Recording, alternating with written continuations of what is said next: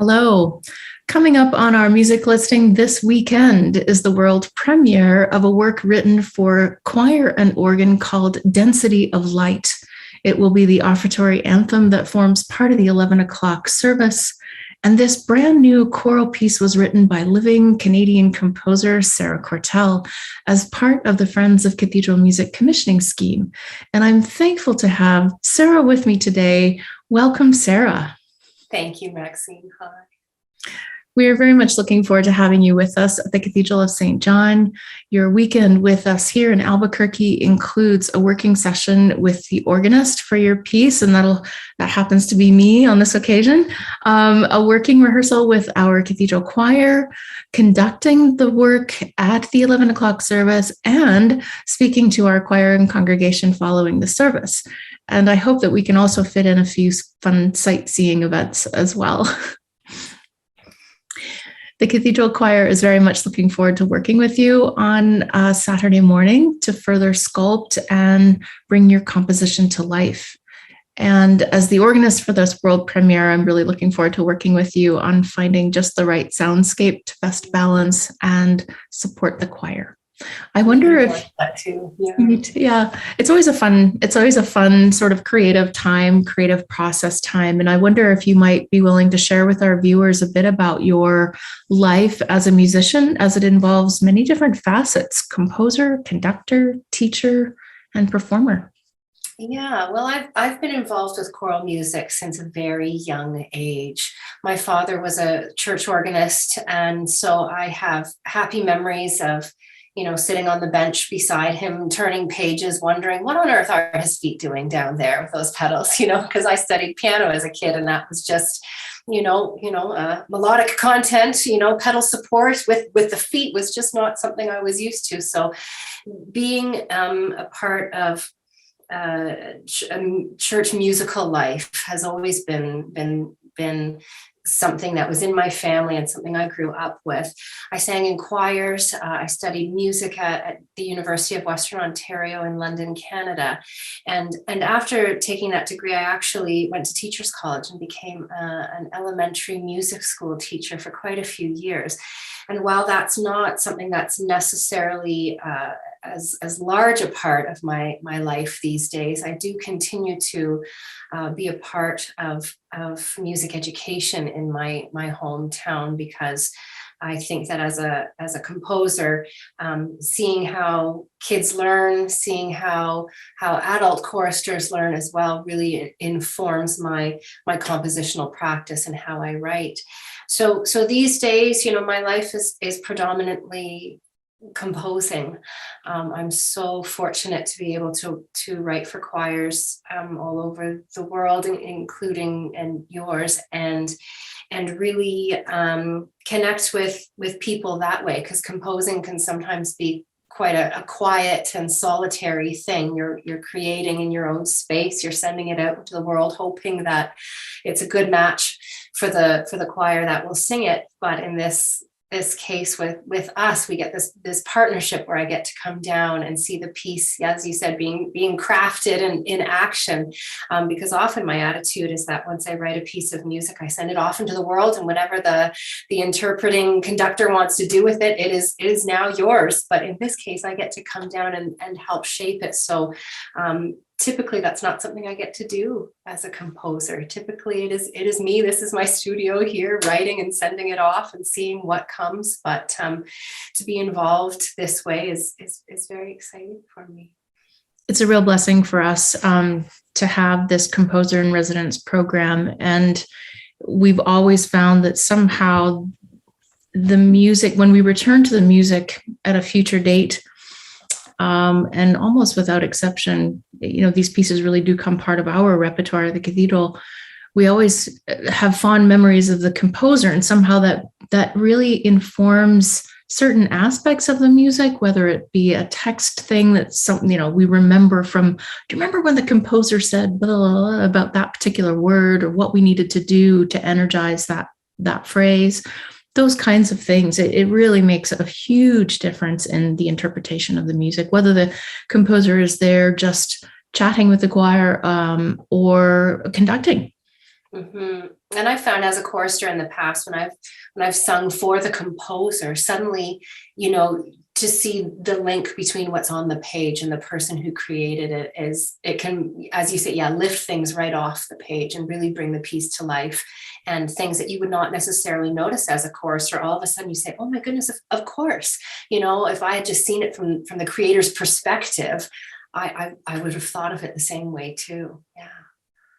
This is your first choral work, I believe, that incorporates an organ accompaniment, but not your first exposure to the pipe organ, as you mentioned earlier. Let's talk about that journey for you. What was it like writing for the organ? It was terrifying because it holds this place of like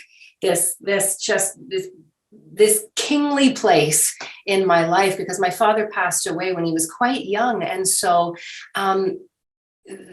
his instrument, I've kind of stayed away from it for years because it was overwhelming. It had such mysticism kind of around it that it was this thing that I couldn't touch, and to approach it now really brought me closer to the instrument, really made me appreciate how much work it is, as a pianist, to suddenly ask your hands and ask your brains to think in an organ way. It's very different.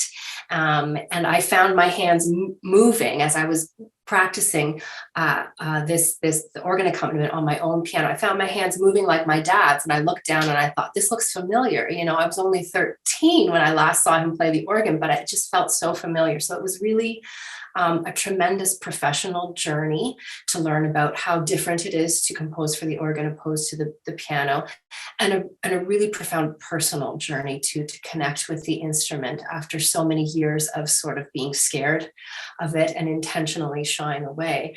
I took a few organ lessons here in town, and got to hear part of it sort of worked out as with a proper organist as I was writing it. So it was a tremendous learning experience, and one that I'm very excited to do again. I can't wait to write more for organ. Yeah. I'm glad to hear you say that, because I think personally, I know I'm looking forward to tackling more of your pieces, especially those that incorporate sacred texts with a pipe organ. So, yay, Sarah. Yay. You can learn anytime in your career as a composer. You can still learn. So I love that. Yeah. When we were discussing the possible dates for the premiere, I think we had another date initially, and then that thing happened where something global happened, and then we made to sort of press pause on a few things, and then we came up with the final Sunday of Epiphany, and this year we have 8 Sundays of Epiphany, and so it's a really joyous celebration to come to this final Sunday of Epiphany and be premiering a work whose title is Density of Light. Let's talk a little bit about the text of the work and how maybe that influenced the compositional process for you. This text was just a huge gift to be able to work with. The imagery in this text by Thomas Troger, and Tom is a living American poet, hymn text writer. He's ordained in both the Presbyterian and the Episcopal Church. He's former faculty at Yale Divinity School, and his marriage in this text of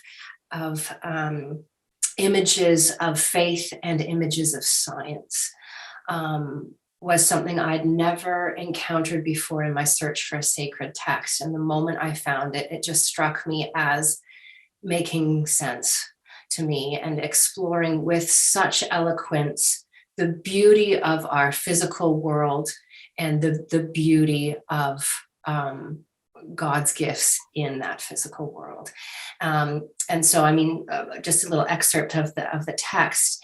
Density of light that could shatter the cold rock of the moon, compacted flame that only the face of holy love could withstand. And to try and illustrate those words through music took a lot of thought, took a lot of sort of meditation and reflection, because you don't want to be so literal that, every note is exactly a representation of dense and light.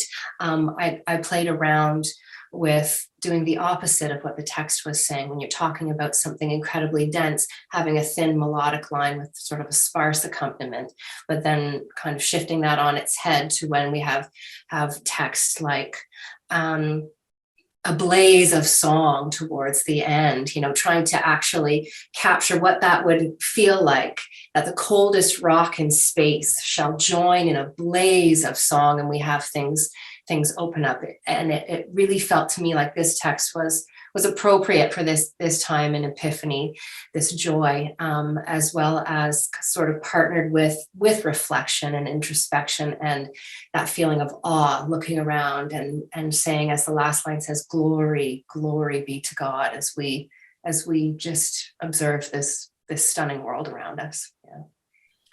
This is a question that maybe I'll save for your talk when you're with us in person, but it has to do with the key relationships, because we've all been oogling and over the chosen key. And so I won't give any more of that away, but all to say that we're just really, really looking forward to having you here with us in Albuquerque. What is on your work desk at the moment? Oh, at the moment, well, I've just finished a piece for a college in Rochester, where the premiere performance will be in partnership with the local Alzheimer's Society. So, it is a piece in which caregivers in the audience can sing an ostinato to their family member who might be experiencing Alzheimer's or dementia. So pieces about relationships, I think, have been the theme of the last little bit of my writing time, and going forward, as well, as we kind of come out of this time of being distanced and want to be closer and want to be singing in community with each other. I've got a lot of pieces on that theme coming up. Apologies for the additional guest on the show today. That was one of my two black cats, Nadia, who rarely makes an appearance. It's usually Hildegard, who's a little bit more verbose on Zoom calls. Sarah, we all wish you safe travels across the border and south to us. We look forward to sharing some New Mexican food and culture with you as well. And I hope those of you who are listening, please join us on Sunday morning, either live in person or over our live stream at the 11 o'clock service, to hear the world premiere of Density of Light by our guest composer today, Sarah Quartel. And also plan to stay after the service in our cathedral nave, just a few minutes following the service. Sarah will speak at greater length and depth about the work, and it'll be an opportunity for all of you present to ask questions about what it is that you just heard. So safe travels to you, Sarah. Thanks for joining me today. Thank you. Can't wait to be there. See you soon.